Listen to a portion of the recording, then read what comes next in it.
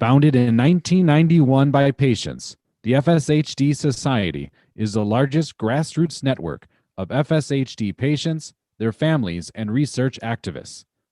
The FSHD Society offers a community of support, news, and information for the millions of people affected by FSHD worldwide. This is FSHD Society Radio.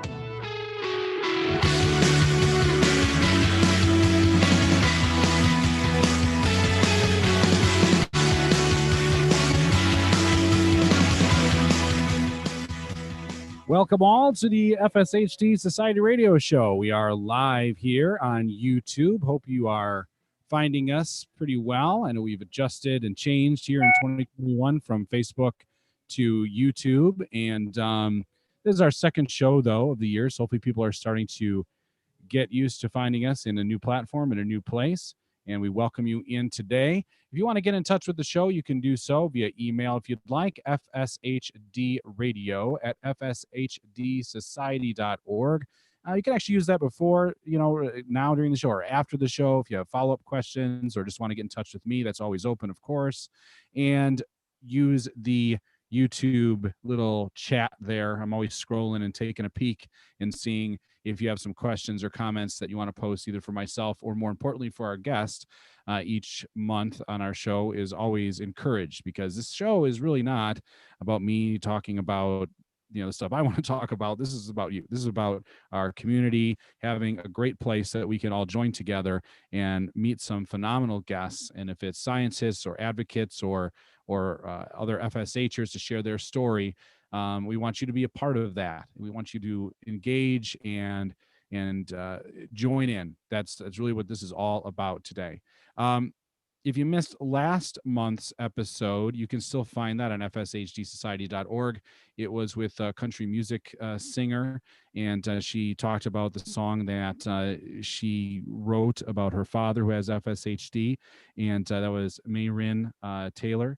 She was a lot of fun, and that was our YouTube debut, so it was good to have a guest like that. And I honestly, I've always admitted this, I'm not a huge country music fan, but she was a great guest. And if you happen to miss it, like I said, you can still find it on YouTube, or if you'd like audio as well, all the places you can find podcasts, not only that episode, but all the previous are out there either on Spotify or Stitcher or pretty much anywhere you can find podcasts, you'll find the show. Just search FSHD Radio or FSHD Society Radio.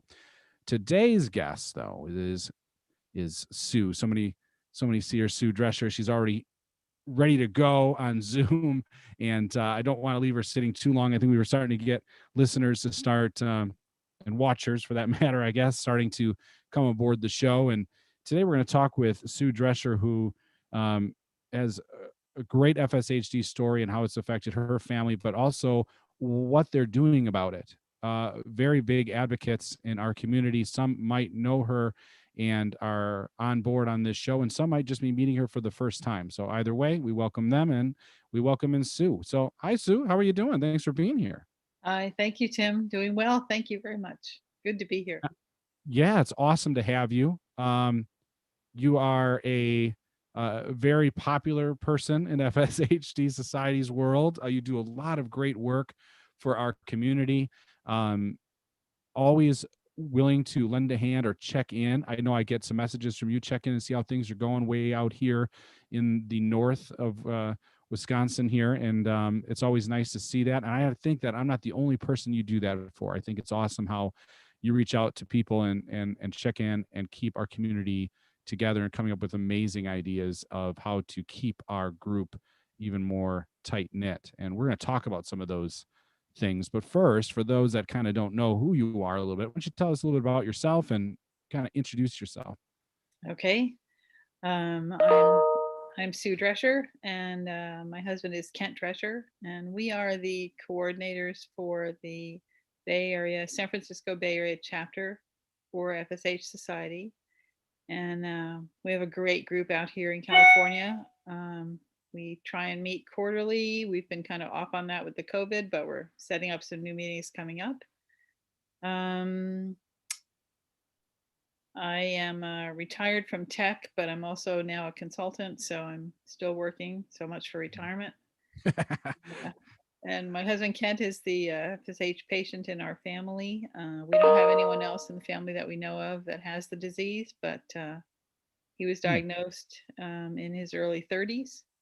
And we Okay. have two boys who are now in their early 30s. And one has been tested and is negative, and the other doesn't show any signs yet. So we're waiting on Hmm. that to see if he gets tested. Yeah. Um, we've been married 45 years, and so we've known each other a long time through this journey. And I'm happy to be here to talk about what we're doing for other people in this same kind of situation too.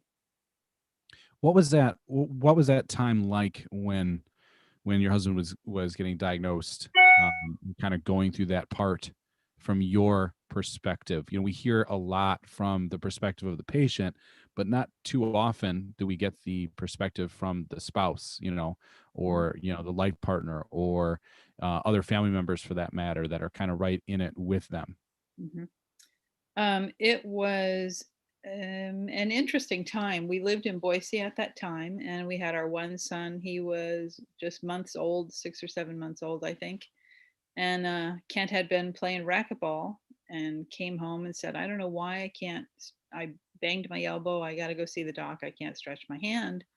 And that's how we got connected with our neurologist in Boise. And he was diagnosed at that time. For me, it was a very big, scary thing because we'd never heard of anybody with this form of muscular dystrophy. And everybody at that time, anybody that we talked to in the family or anywhere else would say, "Oh, you mean like Jerry's kids?" And which is Right. the Duchenne form of muscular dystrophy, not the same as FSH. So it was different, and we were learning about it. But then life went on, and Kent's progression was very slow. So I was very thankful for that all the time. And he was a big athlete. He did a lot of cycling and played sports, so that didn't change rapidly. That took a long time. So we were okay. And the doctor at that time told us he thought Kent caught a stray gene. And because we were wondering whether we should have other children. Yeah. So we did have our other son. And yeah, so Hmm. that's And how it how went old for are me. and how old are your sons now? So my sons now are in their 30s and they have kids too. And everybody's looking good. So Hmm. it could really be a stray gene. We didn't find any um, signs of FSH that we know of in any of Kent's family anywhere in the background. So there probably, maybe, could have been. We don't know. Yeah. Yeah, it is kind of weird, right? How it not only how it affects people differently, but how it can be a spontaneous mutation or a stray gene, right? That only affects one person. And Yeah. um, so you're going through that time. Diagnosis kind of pivot your lives, but you said that it didn't affect them too much right away. So it probably was more in the back of your mind, right? That okay, we have this diagnosis. It's a little shocking at first, but if life kind of keeps carrying on for a while, but when did Mhm. it get to a point where it was a little more obvious that this was becoming more of an issue?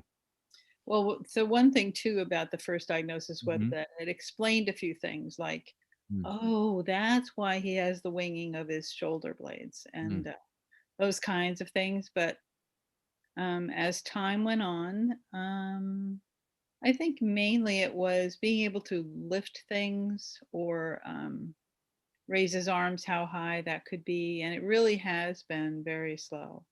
And it's only within the last, so about 10, almost 10 years ago, we, um, we got a Segway for Kent. If you know what the Mm. Segways are, those are those Yeah. stand kind of ride around things. And it Yeah. was great for him because he was a psychologist up at Stanford and at the VA in Palo Alto. So he could get around the big campuses with his Segway, and that was very helpful. Hmm. And then after a while, the standing wasn't so safe and wasn't comfortable. So they have a seated Segway now. So we got the seat for that. And that kind of was a development over the last 5 years. And now within the last three, we do have now an electric wheelchair for him that we Okay. only use really for travel or if we're getting out and he needs to go any distance. He has leg braces and that has been helpful, but a fall Mhm. is really difficult and yeah, Right. Yeah, unfortunately, yeah, the disease doesn't hold off forever. It appears and kind of rears itself. Yeah. At some point, and kind of get those, as my neurologist said, some of those stair falls where you're doing good for a while and then it drops and so on. Hmm. So how did you guys get then involved with the FSHD Society? How did you find it, and how did that all begin? Um, I think it began, and I'm not sure because we know Dr. John Day at Stanford, and Mm, he is a big advocate up there, does a lot of research there. And it may be that we got a referral from friends or that some doctor at Stanford that knew Kent referred him, something like that. And that's how we got to meet different people. And we have talked about this in the past with many people how in all those years, so this was about 4 years ago, we had a meeting at Stanford, which was a get together kind of family day. And there were FSH people there from the society as well. And it was the very first time in all these 30 years that we had ever met anyone with FSH. mm, And it's a shared experience that we talk a lot about with people. When you meet them, sometimes they'll say, I never met anybody with this until I came to one of these meetings or got on the FSH website or the social media. It's a right. big thing to walk around with something like this disease and not have anybody ever have seen it before. And often your neurologist, in fact, or your doctor may not have ever seen it either. And you have to really educate them more. So that's a challenge as well. Yeah, absolutely. I know it's very a powerful moment. I think when you meet somebody else that has it, for everybody, the patients, the family. Um, yeah, it was similar for me too when I went to the Chicago chapter meeting and never met anyone that had it before. And it's amazing how quickly you make the connection with people. You Yes. never met them before, but that sure is something very common that draws you closer, and that you have something you share together so quickly. Uh, but you also have a chapter that you guys are uh, part of. And as we all know, that the chapters are growing more and more. We're getting more of them, getting more organized. So tell us a little bit about your chapter. Okay. We have a chapter, technically on paper, we have about 300 people registered in our area. In our meetings, we have maybe 20 people most of the Okay. time, often patients as well as family or spouses, support folks. And we meet quarterly, as I said, and we also have a lot of email going back and forth and some private meet for lunch kind of hookup things. And we have an annual, we are part of the FSH Society, so we have an annual fundraiser with the rest of the chapters around the country. And we have a family day yearly at Stanford with Dr. John Day. We have partnerships with several of the pharmacy companies and researchers like Dr. Peter Jones up in University of Nevada in Reno, who's doing great research on this. Hmm. Yeah, that's good because your area is nice, right? I mean, the Bay Area, you're getting, you said 300 people, 20 some are coming to the meetings and kind of connecting. Mhm. And of course, that probably helps, I would imagine, then for like the walk and rolls and all the other events that you're talking about, to have a little more of that participation. Right, right.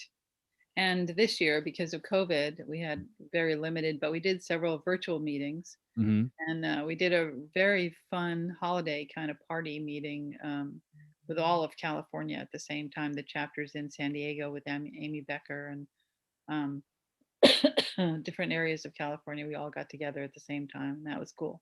Nice. Yeah. But you guys didn't stop there, or you didn't stop there. So you didn't stop at just the Bay Area, group that you wanted to do. You take it another step further, which is really the space we wanted to talk about today, is that the Sharegiver hour that you've helped start. Tell us about the idea. Where did all that come from, and the first seeds being planted in that idea. Okay. Um, That first day that we met everybody at Stanford with Dr. Day, and we had family members, and everybody was doing. When everybody gets together, it's a big comparison too. It's sorry, I've got the dry throat. That's okay. Several people all talking about what kind of wheelchair do you have, and where'd you get your braces, and all the things that we all share. And there are also family and support people that we've come to call not just caregivers but sharegivers. And Kent and I are also on one of the FSH committees called for the mental health and wellness. And some of the people in there had this great idea. Let's call it sharegivers, because the patient isn't the only one that benefits from having a relationship with someone who's helping take care. Mhm.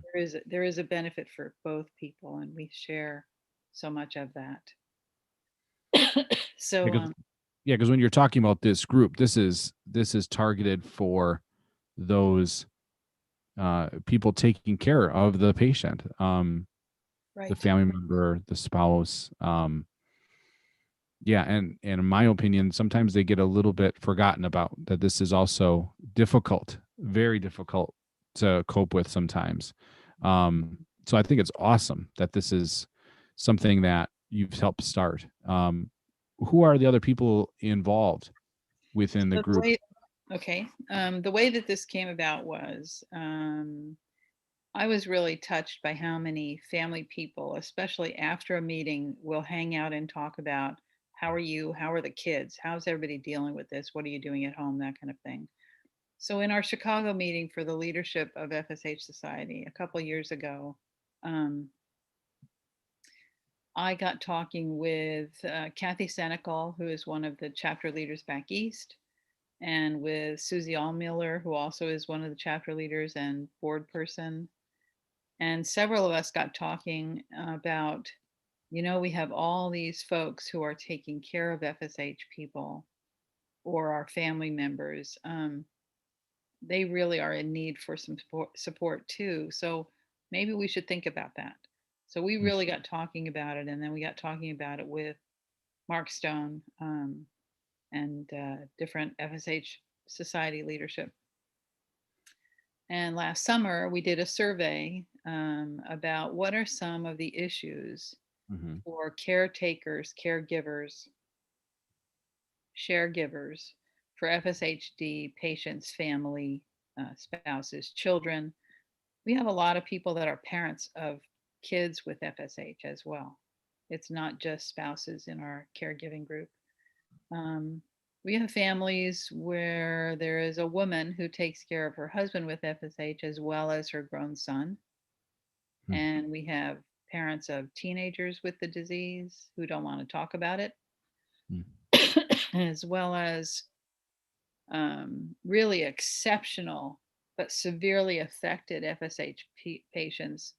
We have a woman in our group who she's a Google smart engineer person, amazing person, and her family is super supportive. And those are the kind of people that we want to help out. So we got talking about this and formed with June Kinoshita the caregiver sharegiver hour that we have monthly now.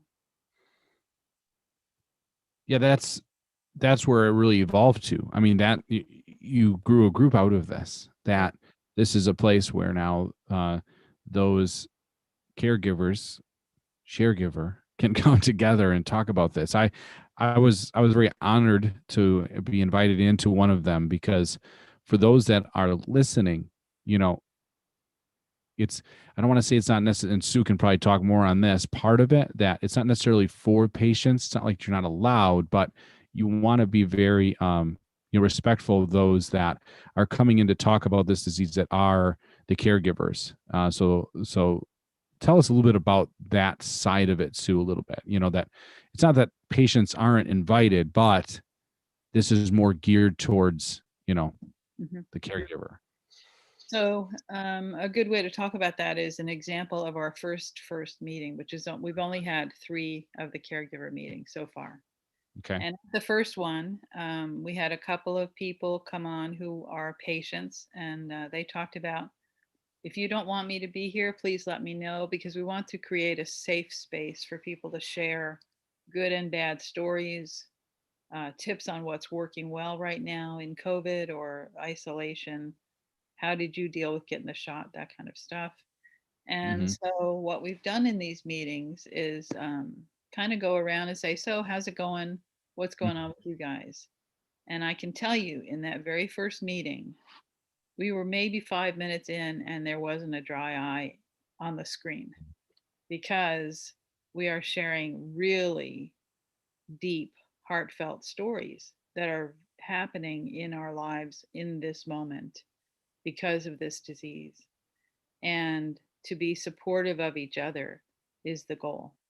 And to offer not just mental support, emotional support, an ear for listening, someone who knows what you're talking about or at least has an idea, because this disease does have a big spectrum. Not everybody's in a wheelchair. Some are with walkers, some with a cane. Some children are severely affected from infant on. And then some have speech effect. There are a lot of different things about this disease. So some of us are cooking and waiting on people. Right now, during COVID, it's been a particularly challenging time for those who usually have occupational therapist, physical therapist, or help at home coming in usually. But Mm-hmm. during COVID, because of shutdown, we've been limited or not being able to have that. Those people come into our house. That has severely affected a lot of people who are really on their own. And it not only is a mental uh, impact, but also physical, because if you're not up doing the things you need to be doing to keep the muscles you have working, that's going to have an impact long term. So Absolutely. yeah, Absolutely. so for our meetings, if we have folks that really want to share and other folks that are patients, we can set up different rooms too. You can always Mhm. do that. But so far, we haven't had to do that. We haven't felt or gotten feedback from anyone yet saying, "I really can't talk if those guys are here. If Yeah. patients in the room, I really need them to go." Or because I think then we will address that if that happens. Yeah, because it can be kind of a sticky situation. You don't want it to come across as we're complaining about those people, Yes, right? exactly. Right. Right. We don't want it to be we want it where it's a safe place. I know you mentioned that too, where it's a safe place for people to kind of say what they want to say, Mhm. not necessarily being judged for it, but they're looking for help. And I don't think anybody's being mean spirited in there, but you have to unload sometimes. I can only imagine that the burden, and you feel like you're all alone. This is a great lifeline Mhm. for people to use. Have you had, I mean, you kind of touched, I guess, a little bit on some of the stories. I know one when you and I chatted yesterday before the show, um, you talked about a son that's the challenges of having like a 15-year-old son um, with FSHD, and then what does a typical 15-year-old kid want to go do, right? He probably wants to get his driver's license or those kind of things. Mhm. Um, and I found it very interesting how those are things I would never have thought of. Have you found that this is helping people where a problem occurs, what maybe they would not have thought would be an issue, right? And all of a sudden it is, or it's something they have to deal with, and they're looking for the group to kind of help with support. Oh yeah, yeah. And this happened about 3 years ago in our international conference in Vegas. Um, we had a mental health kind of an afternoon with a few of the people who are psychology experts. Mm-hmm. And in that room, there were people who are parents or siblings of someone who is the patient. And they needed to share and they needed to find, where do I get psychological support, for example? My son doesn't want me to say FSHD anywhere around him or ever talk about this disease, and doesn't want to come to any meeting or anything. And this kind of a conference, how do we do that? Mm-hmm. And what we found too is that if you open some kind of a forum for those folks, those kids, those teenagers who just want to talk to other teenagers, you know, uh, Right. we have groups that we set up like that when we've had our conferences too. And so this is just another part of that. And, there are people that can kid around and say, I told my husband to go in the other room and stay in there because I want to talk about, da da da da da da. But Yeah. there are serious issues as well. We have folks that have a patient who's just, because they're in pain, they're having some abuse, substance abuse stuff, they're drinking, or they're just getting obnoxious, or they're so angry. Right. And then the caregivers as well. I've had, some sharing time with folks saying, I am so angry at what this has done to us. I had no idea how this was going to impact our lives. And yeah. Hmm. It sounds like some really deep, deep subjects that people are kind of touching on. Um, what's been then the response, the impact that you've received, even though you've had maybe only three, but I'm sure that there's been some feedback from the people, if not during the group or maybe after. hmm Yeah. Well, one thing was when we hadn't met yet when we did the survey, and then we sent the survey out. We had really great response on that, and that showed some of the issues like how isolation is hitting us and those kinds of things. So then when we got together to meet about it, after each meeting, I get emails from folks and we have great conversations on the phone. And there are also people who will call in and say, I'm not near any kind of chapter. How can I connect with someone? What are some Mhm. resources that we could offer? That kind of information as well. A lot of great positives. I don't want to leave this in a negative uh, cloud, because so many people are saying, thank you so much, because it's not just I never met anybody with this disease. It is, here's someone else who is also a caregiver or a sharegiver for a spouse or child or sibling or parent or all of the above. Some people have more than one, in their home. And to talk with other people and get resources and support from each other has been a huge strength, I think, of this. Yeah, it's man, it's just I just can't get past the fact that almost like this is so needed. And I've been with the society for, 4 years ish, five, whatnot.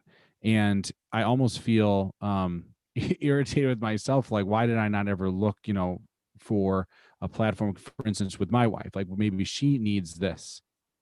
Yeah, I sometimes I get so caught up with, oh, my muscles are sore, or I can't do that anymore. And I kind of forget sometimes to go, well, I wonder how she's doing, seeing this play out. I think it's awesome to have a place for people to go to talk about it, meet, have that connection. Very similar to when you meet someone that has FSHD for the first time. Well, this is the other side of it. Um, it's beautiful. I think it's a great idea. How has the community grown? I mean, have you seen it grow over the from the first now to the third one that you've had? Yes, and it's interesting because we've had about 12, 14 people in each meeting, and it has been a solid same five folks and then different people coming in and out. So, Mm, especially with the holidays, we met like right after Christmas. Even then, we had about 10, 11 people, and a couple were people who had been for each meeting before. And then the majority were, I've never been in here before, but I wanted to check this out. So, right. yeah, so I believe it is a very much growing community, and yeah, I'm excited to see what's gonna be. Yeah, absolutely. How about like the adaptability like hacks or what people kind of do and kind of like tricks. Now you mentioned a little bit even with isolation, probably people saying, well, this is how we're coping with this or that. Mhm. Um, does that get spread around a little bit too? Like how are people tackling as the disease progression, makes its progression? How do they adapt? Yeah, we talk a lot about adaptation as far as well, adaptability vehicles. That's a big subject That's all a the big time. one. Yeah. That's a big subject when FSH folks get together in general. Mhm. But it's also a big one for the caregivers because often we're going to be the drivers, or we're going to be getting a vehicle that's adaptable for each person in the family. And then there's adaptability in your home, which is a huge thing. and we have great resources on that. I know I think we have an upcoming webinar on that. I think so. Yes, Yeah, I do. yeah, Yeah. and That's those are coming up. Use the notes, people. Yeah. those are the things that people will say. So how's it coming along with your kitchen? What are you doing? And so we lowered the countertops, and who's the builder, and that kind of stuff that's close, in our chapters. But also, I think that's going to be a very big topic for caregiving as well. Mhm. And it's one of the things that we have spoken with much of the leadership of FSH about some kind of resources for everybody, some kind of a center page or something where you can go and say, I am looking for Mhm. someone in this state, in fact, California or Oklahoma or whatever, and who has, some of us have really wonderful, we have a really great adaptability expo, Mhm. um, Hmm. which of course we couldn't have because it was virtual this year, so that makes a Right. difference. But Yeah. those kinds of things are great resources for everyone, and to have a place where we could go and say, who's got the best on the leg braces, or who's got the best on chairs, depending on the level of a chair you need, or the scooter you need, or Yeah. whatever it is you need. People need hearing aids. Some people are affected, their hearing is affected with FSH. There's Right. all kinds of things that some of us don't think about. Oh, yeah, absolutely. Right. And I think that's what brings some of these topics to the forefront. And then it probably brings in a definitely interesting conversation, or at least put something on someone's radar. And then they might say, oh, yeah, we were dealing with that. How did you deal with it? And it's just a great cross communication of how are you dealing with things, even if you didn't even realize something like that was going to come into play. Right. It's almost like a nice little forecasting in some cases. Yeah. So when you deal with this, or if you have to, this is how we did it. Hmm. So yeah, that's kind of cool. Yeah, if there is like a resource page, so to speak, of I need help with this or I need help with that, and kind of send people in the right direction. Hmm. How about and I know with the COVID situation, a lot of people are feeling isolated. But even on top of that, like you're in the Bay Area, I'm not far away from a large city either.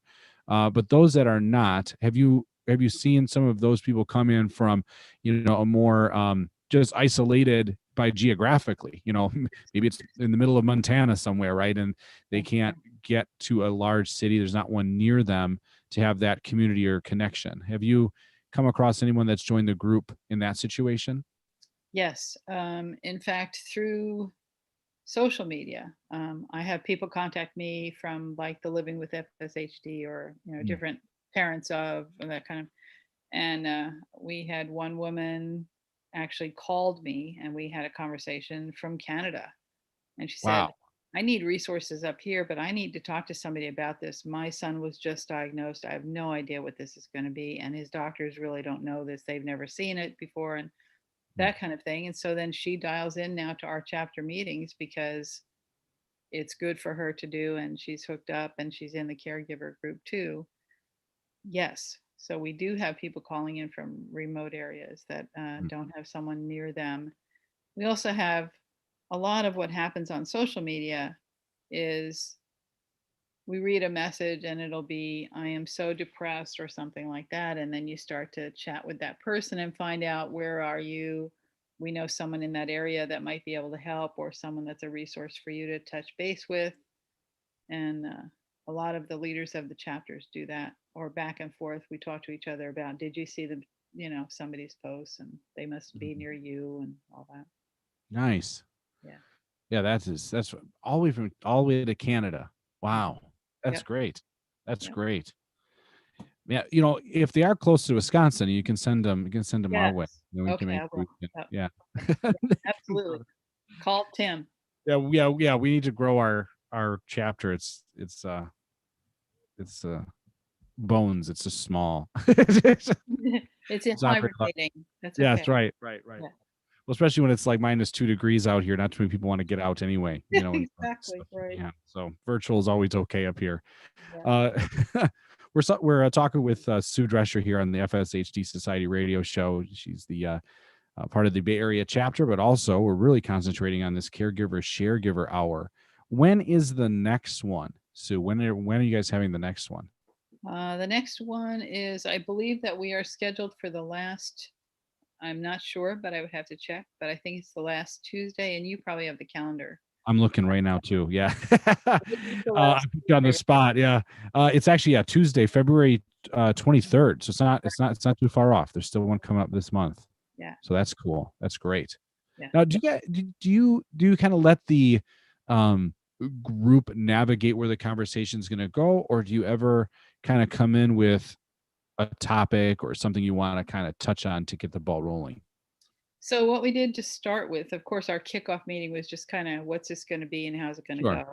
And we talked through the survey and the survey answers. That was our topic that day.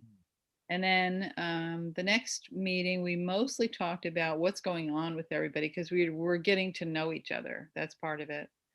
And how is COVID affecting everybody? And how did the holidays go? That's how, like I said, we've only met 3 times. Right. Um, the idea that I have talked with June Kinoshita about, and Sue Miller and I are co-leading this caregiver group, is to kind of have time. And yes, we do coordinate the meeting. Yes, I do navigate it for them. So it's kind of go around the room or whoever's on the Zoom screen. If they would like to share, how are you doing? Take a minute, tell us where you are for one thing. And then choose some kind of a topic or lead some kind of a topic discussion is the plan. Hmm. Yeah. Okay. That's good. That's good. Yeah, I was just curious. There's like, hey, we're going to talk about this thing, but it makes more sense to kind of let people talk a little bit about what's bothering them at the moment, and that I'm sure is more than enough to Yeah. feed the conversation. Do you ever feel that the hour isn't enough? Oh yeah. Yeah, a lot of times. And that's why I really press with people that anytime you want to email me and we can set up a phone call, set up a Zoom call, whatever you'd like to do. And if you need more help with something, I can help you find out how we get that or where Mhm. you are. So yeah. Because you might end up becoming quite the resource that way. Like we were talking about having a resource page that might just at first be your email address to really Even if start it's the just, connection. yeah, even if it's just to talk about what's going on or what you need help with, or how to connect with the society, because the FSH Society has great resources and Mhm. a lot of people on, for example, our wellness. Uh, I call them the task force.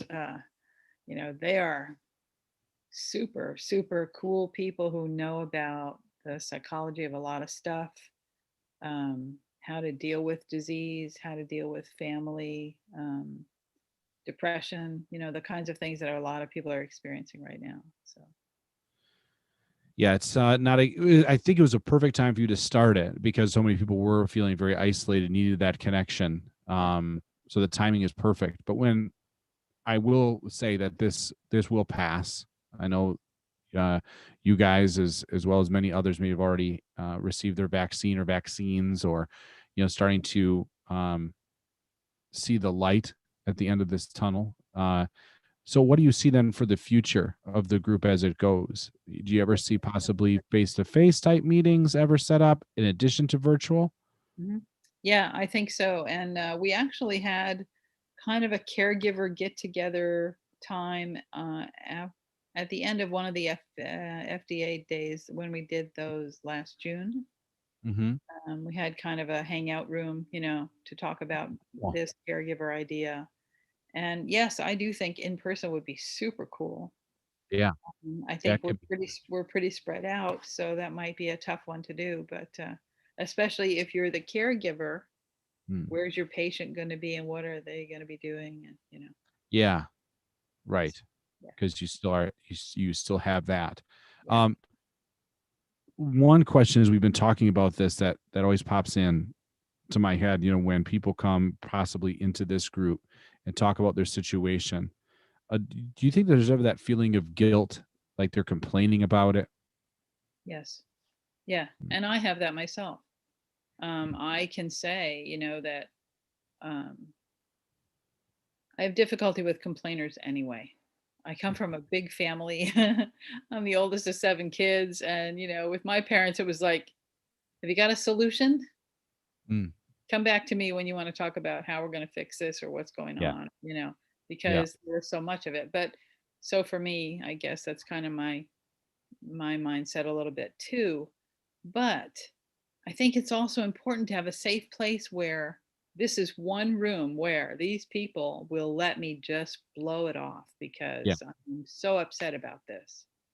We all hate this disease, Mm, hate it. mm. There is nothing good about it. And to watch how it affects our loved one or ones, or to watch how our kids watch it. Mm. My boys growing up, saw how slow progression was for Kent. But now they're adult men and they're watching it and they're like, Mom, how can we help?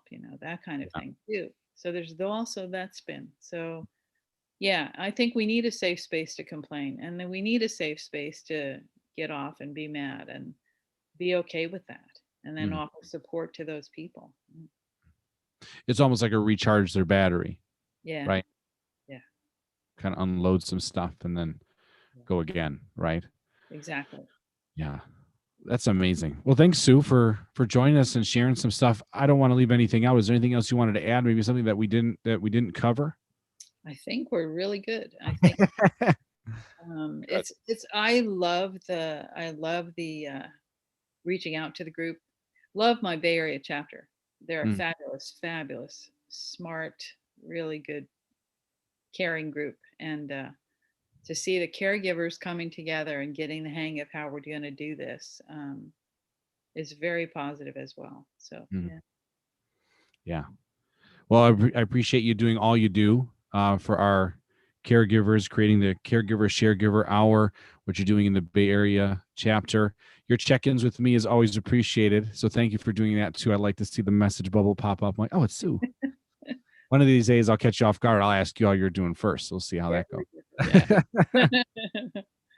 So thanks, Sue. And guys, if you want to check in with that Sharegiver Hour, the next one's going to be Tuesday, February 23rd, Sharegiver Hour. Be a part of that, or if you want to get in touch with Sue sooner, visit their chapter page on fshdsociety.org. You can find her email information there as well. So thanks, Sue. We'll see you. Well, who knows? We'll probably have you on again in the future, right? Yes, thank you. Thanks very much. Absolutely. So that is Sue Drescher. She is having amazing success with, um, you know, bringing people together. There's just really no other way to say it. And um, it's uh, it's just one of those facets of the disease, I think, that some people forget, that there's people taking care of others. It's a hard burden. It's a hard thing to deal with. It's a hard thing to carry. And you don't want to come off as complaining. We talked about that. You don't want it to be a negative experience. You want it to be something where it will be, you know, uh, a safe place that you can say or vent your feelings that this is tough and I'm having a hard day or a hard month. And to have a place like this to go to every month, I think is hugely beneficial. So I'm going to take a quick break. When we come back on the other side, we'll go through news events coming up, or more events coming up on the FSHD Society. There's quite a few big things coming up. So we want to touch on that, and then we'll close up shop. You're listening to the FSHD Society Radio Show.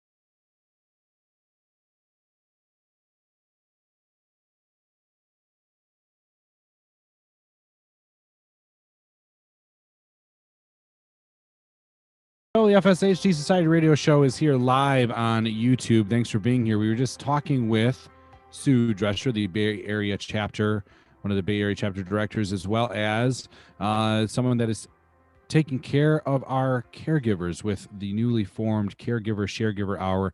They've had 3 of those events that have happened. The next one is coming up in February. So that's something that is exciting that they're going to walk into number 4. And I mentioned before that I think it's a real positive experience for people to have that they kind of need that, in my opinion. Those that are taking care of those with FSHD, we cannot forget about our caregivers. When we now talk a little bit, we're going to talk into the direction of news and events and things going on in the FSHD Society world. Already things are coming up as soon as tomorrow, so I really kind of wanted to touch on some of this stuff. One of those things is the South Carolina chapter virtual meeting will be February 10th, 8 to 9 p.m. Check that out. Saturday, February 13th from 10 to 11 a.m. Eastern is the Western Pennsylvania chapter meeting. Thursday, February 18th. This is a big event here. This is we just had an advertisement for it there. From 1 to 2 p.m. It's the FSHD University, the onset of FSH. In this webinar series, we're going to have Tina Dong on, and she will provide an overview of the current understanding on the multi-organ impact of early onset FSHD and disease progression based on published literature of multiple natural history studies. That's going to be very interesting, folks. We will discuss outcome measures and their characteristics and characterize them, as well as the care management, clinical trial readiness, and more.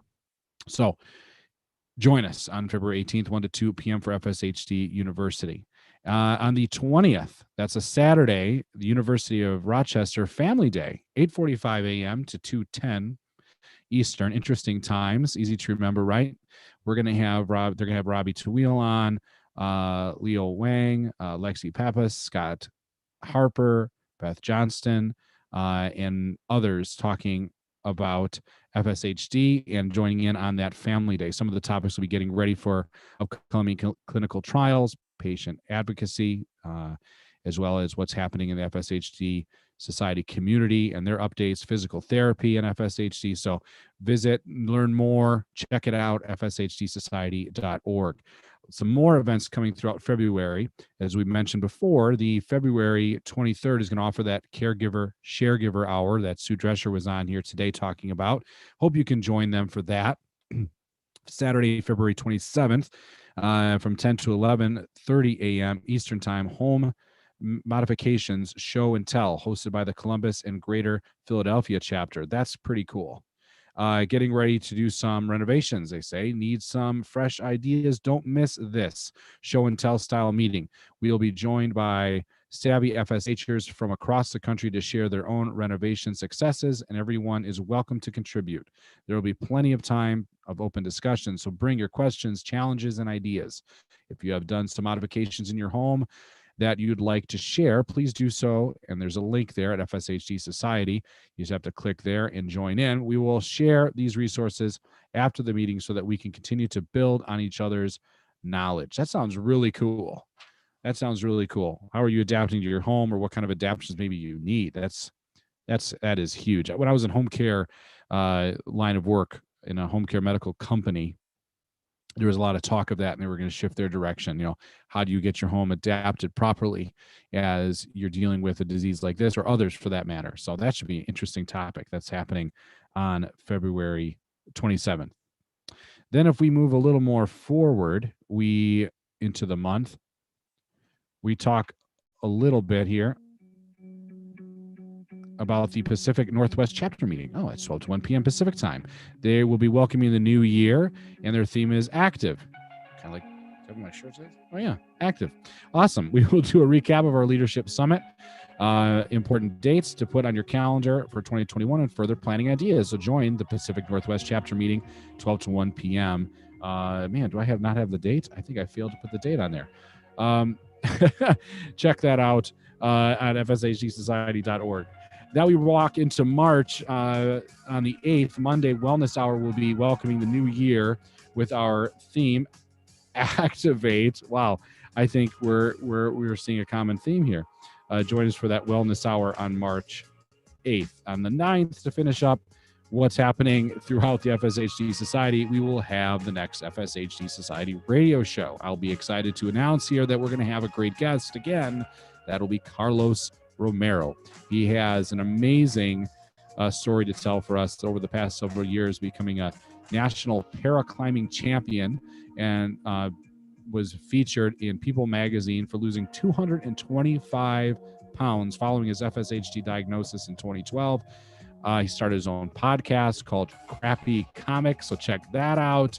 It's a podcast about comedy and courage. We can't wait to catch up with him. I think it's going to be an awesome, fun show. He's a comedian. I like it when people are funnier than me coming in here, because sometimes I think I'm funny and I don't think maybe people don't think I am. So if you want to learn more about those things and other things going on in FSHD Society, guess where you go? FSHDsociety.org is the place. So this has been a lot of fun. I really enjoy talking with Sue. She was on a couple other shows as well in the telethon, talking about Caregiver, Sharegiver Hour, and plugging in a little bit there. It was great to have her here today, talking in better and greater detail about what that can do for you.